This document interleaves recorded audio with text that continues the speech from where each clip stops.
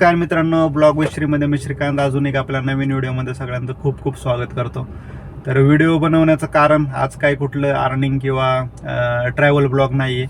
हा व्हिडिओ मी असाच बनवतोय कारण हा आपला कॅब चालकांच्या संदर्भातला व्हिडिओ आहे. म्हणजे पाठीमागच्या वेळेस पण तुम्ही पाहिलं असेल, आता अटल सेतूवरून आपल्याला म्हणजे आठवड्यातून मी पण स्वतः 2-3 वेळा तर ट्रॅव्हल करत असतो. आणि आपले कॅबवाले पण म्हणजे पुणे मुंबई जे आउट स्टेशन करतात ते सुद्धा भरपूर वेळा या अटल सेतूवरून ट्रॅव्हल करत असतात. अटल सेतू हा इनॉग्रेट करण्यात आला आहे एक 5-6 महिन्यापूर्वी, पण त्याच्यामुळं पण म्हणजे नवी मुंबईचं ट्रॅफिक एकदम स्किप करून आपल्याला साऊथ मुंबईला जाता येतं किंवा अंधेरी विंधेरी त्या साईडला सुद्धा जाता येतं. त्याच्यामुळं या अटल सेतूचा भरपूर लोक फायदा घेतात. पण त्या फायद्याचाच तोटा पण कसा होऊ शकतो, म्हणजे भरपूर जण त्या आता ब्रिजचा आत्महत्या करण्यासाठी सुद्धा उपयोग करत आहेत. तर पाठीमागं पण एक व्हिडिओ आता 1-1.5 महिन्यापूर्वी व्हायरल झाला होता की तो म्हणजे तिथून पण एक नेक्सॉन गाडी आली, त्यांनी बाजूला लावली, तिथून डायरेक्ट त्यांनी उडी खाली समुद्रामध्ये मारली. आता त्या अटल सेतूला तुम्ही जर गेला असेल तर भरपूर म्हणजे एक 50-100 मीटरवरती कॅमेरे लावलेले आहेत. त्याच्यामुळे तिथून काय काय होतं ते सगळं घडतंय. आणि आता हा कालचा व्हिडिओ तो व्हायरल होतोय, म्हणजे न्यूजमध्ये पण तुम्ही पाहिला असेल. तर या व्हिडिओमध्ये तर बघा, म्हणजे आपली टुरिस्ट कमर्शियल गाडी आणि ती गाडी बाजूला लावून त्याच्यातून एक महिला उतरते खाली.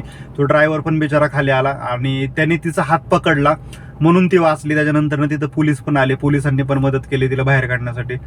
परंतु कसं होतंय, आता आपण तर दिवसामध्ये वेगवेगळ्या प्रकारच्या लोकांना भेटतो. आपल्याला माहित नाही पुढचा व्यक्ती कसा आहे, म्हणजे त्याचं टेन्शन काय आहे किंवा काय. आपलं तर बाजूलाच राहिलं, आपले प्रॉब्लेम आपल्याला सगळ्यांना माहिती नक्की प्रॉब्लेम काय आहेत कॅबवाल्यांचे. परंतु ज्यावेळेस आपण कस्टमर सर्व्हिस देत असतो त्यावेळेस आपल्याला पण काय काय गोष्टी लक्षात ठेवायच्यात ह्या पण आपण पाहिल्या पाहिजेत. पाठीमागे एक व्हिडिओ व्हायरल झाला, त्या बिचाऱ्यांनी नवीनच अर्टिगा गाडी घेतली होती, नाशिकवरून मुंबईला काहीतरी चालला होता. त्याच्यामध्ये पण त्यांनी कस्टमर घेतले आणि त्याच्यामधून ते कस्टमर ड्रग्ज घेऊन चालले होते. नंतर पुढे पोलिसांना टिप लागली, पोलिसांनी ती गाडी पकडली, ते ड्रायव्हरची चौकशी झाली, गाडी जप्त झाली, बऱ्याच गोष्टी घडल्या. म्हणजे आपला या गोष्टींशी संबंध नसताना सुद्धा आपल्याला यात अडकलं जातो आपण. पण हेच पूर्ण म्हणजे कस्टमर कसा असतो काय असतो हे आपल्याला ओळखता आलं पाहिजे. कारण कसं होतंय, एक अर्ध्या तासामध्येच आपल्याला समजतं, ती नजर पाहिजे आपल्याकडं की नक्की पाठीमागचा कस्टमर बसलेला कसा आहे, काय प्रॉब्लेम देऊ शकतो आपल्याला. आता डेली बेसिसवरती आपण कॅब चालवतो, आपल्याला भरपूर माणसांबद्दल कळत असतं. परंतु कधी कधी असे माणसं भेटतात की ते ड्रायव्हर सोबत फ्रॉड करतात किंवा ड्रायव्हरला कुठेतरी अडकवलं जातं. आता तुम्ही पहिल्यांदा हा व्हिडिओ बघा, त्याच्यानंतर आपण पुढचं बोलूयात काय आहे काय नाही.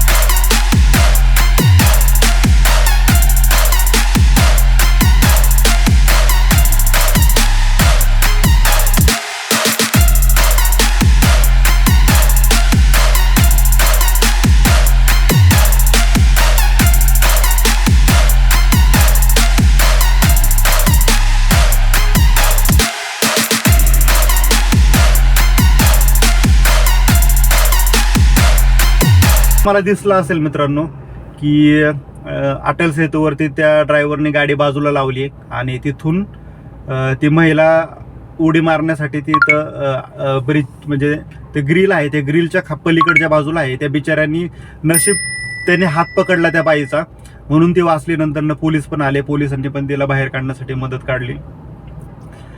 पण मला एवढंच म्हणायचं की त्या ड्रायव्हरची चूक काय आहे. जर त्या बाईने उडी मारली असती तर ड्रायव्हर तो 100%च दानाला गेलाच असता.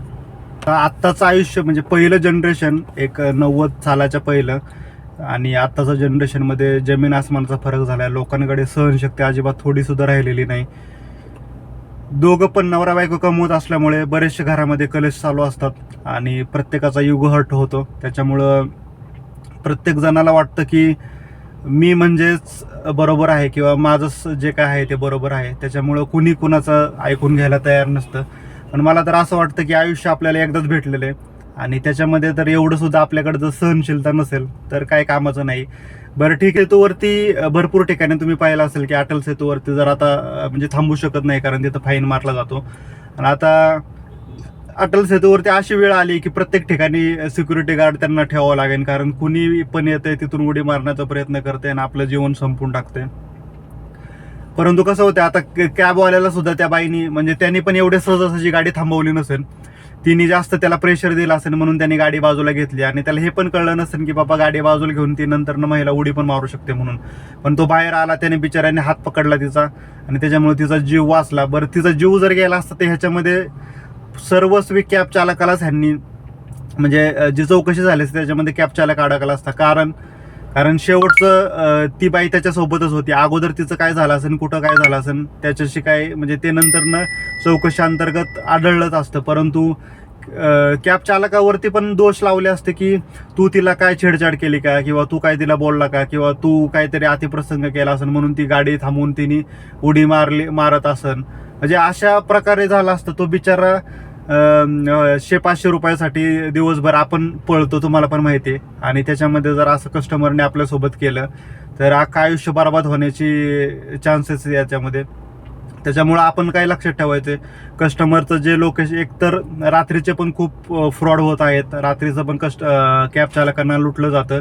त्याच्यामुळे रात्रीचं पण जे ट्रिप आउट स्टेशनच्या वगैरे घेतात ते आपण ट्रिप घेताना एकदम काळजीपूर्वक घ्यायला पाहिजे. आपल्याला कस्टमर ओळखता आला पाहिजे, नक्की कस्टमर काय आहे, कसा आहे, आणि जे काही लोकेशन असेल त्याचं तिथं आधीमध्ये आपण गाडी थांबवायचीच नाही. जे काही लोकेशन दिलंय त्यांनी त्या लोकेशनला घेऊन जायचं आपल्याला. कॅब चालकांचं आता कसं होतंय की कस्टमर सर्व्हिसमध्ये आपण आहे तर कस्टमर इज ऑलवेज राईट असं म्हणलं जातं कस्टमर सर्व्हिस इंडस्ट्रीमध्ये. आणि त्याच्यामुळं आपण पण थोडंसं घाबरतो की बाबा आपली कंप्लेंट टाकेन, अकाउंट ब्लॉक होईल, ID बंद होईल. त्याच्यामुळं मॅक्झिमम ड्रायव्हर काय करतात, कस्टमर जे बोलेल तेच ऐकलं जातं. बरोबर आहे, कस्टमरचं ऐकलं पण पाहिजे. परंतु या चुकीच्या गोष्टी जर कस्टमर आपल्यासोबत करत असतील तर आपल्याला पण कुठंतरी थोडंसं स्ट्रिक्ट व्हावंच लागणार आहे. कारण खूप अवघड होतं. म्हणजे व्हिडिओ पाहूनच मला सुद्धा कसं तरी झालं की जर ते बाईचा हात निसटला असता त्या ड्रायव्हरच्या हातातून आणि ती जर गेली असती तर तो ड्रायव्हर 100% दानाला गेला असता. पाठीमागं पण तुम्ही एक व्हिडिओ पाहिला होता की कस्टमरने उलटी केली गाडीमध्ये, ड्रायव्हर फक्त एवढंच बोलला की ते मला क्लीन करून द्या, तर त्यांनी पोलीस कंप्लेंट केली. तर वाटतं जे आत्महत्या लोक करतात ना त्यांना म्हणजे जीवनाची व्याख्या समजली नाही. किती पण प्रॉब्लेम येऊ द्या, जीवनही हसत हसत आपण जगलं पाहिजे. प्रॉब्लेम कुणाला नाहीत, छोट्यापासून मोठ्यापर्यंत, गरिबापासून श्रीमंतापर्यंत प्रत्येकाला प्रॉब्लेम आहेत. परंतु ते आपण फेस कसे करतो त्याच्यावरती डिपेंड आहे. बरं, आत्महत्या करताय तुम्ही, परंतु त्या आत्महत्यामुळे आपल्या दुसऱ्या कुणाला त्रास होऊ नये याची पण काळजी घेतली पाहिजे. जो टॅक्सी चालक आहे तो आपल्या पोटासाठी म्हणजे दिवसाचं सकाळ संध्याकाळचं अन्न भेटण्यासाठी गाडी चालवतोय आणि त्याच्या बाबतीत जर असं होत असेल तर खूपच प्रॉब्लेम आहेत. आत्महत्या करायची दुसरीकडे कुठे पण करा, पण आपल्यामुळं एखादा अडकू नये एवढी नक्कीच काळजी घेतली पाहिजे. आणि जेवढे पण ड्रायव्हर बांधव आहेत, कस्टमरला थोडंसं ओळखायला शिका. थोडंसं निरीक्षणावरतूनच आपल्याला समजतं तो कस्टमर कसा असेल, काय असेल. तर एवढं सगळं कळलं पाहिजे. कारण कॅब घेणं खूप सोपं आहे. नवीन गाड्या भरपूर रोडवरती येत आहेत, परंतु हे प्रॉब्लेम जोपर्यंत येत नाही तोपर्यंत आपल्याला काही समजत नाही. तर सावधान राहा मित्रांनो आणि कस्टमर ओळखायला शिका. एवढंच या व्हिडिओमधून सांगायचं होतं, त्याच्यामुळे हा व्हिडिओ मी बनवला. चला तर मग हा व्हिडिओ आपण इथेच थांबू. व्हिडिओ आवडल्यास नक्की लाईक करा, शेअर करा, कमेंट करा. भेटूयात पुन्हा एकदा नवीन व्हिडिओमध्ये. तोपर्यंत बाय.